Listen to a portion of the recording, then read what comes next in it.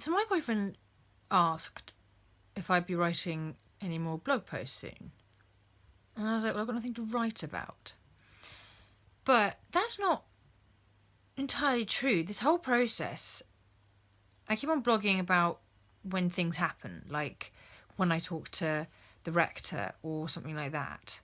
And occasionally I've done blog posts on topics, like the most recent one about state management. I suppose I could put a bit more effort into writing blogs like that, whichever topic, rather than are about an event. But for me, like, the discernment process is a series of events. But also, it is a process. The point is that I am continually doing things. They're just not all that exciting. But I suppose I want this blog to be also about the not exciting bits as well, because that's the sort of stuff that most of the resources don't talk about. So what am I doing? Update, shall we?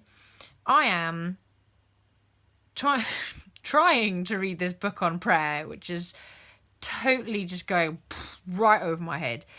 I keep on reading other things in an attempt not to read it.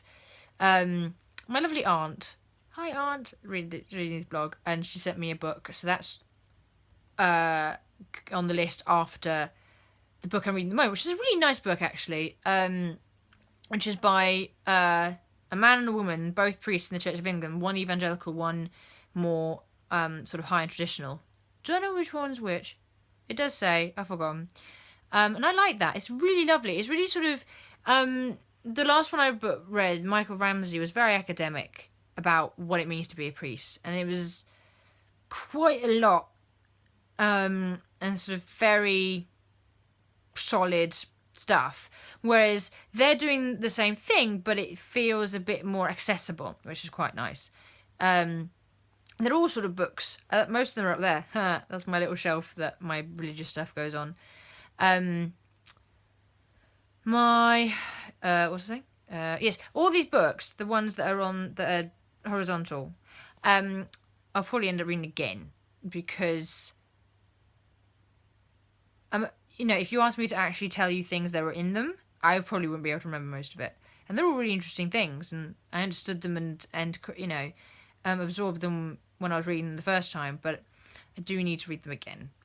So I'm reading. I'm still struggling to pray every day. Like, part of the reason I find it difficult reading the book about praying is, as I said before, I've always found extemporary prayer quite difficult.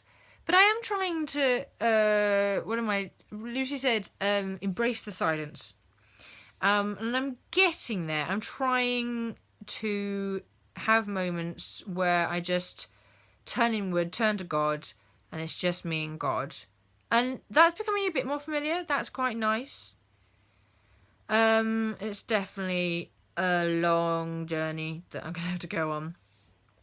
I mean, probably lifelong, to be honest with you. And what else am I doing? Reading, praying. I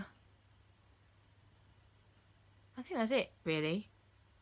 But I just wanted to update saying that, I'm still doing things. So, bye.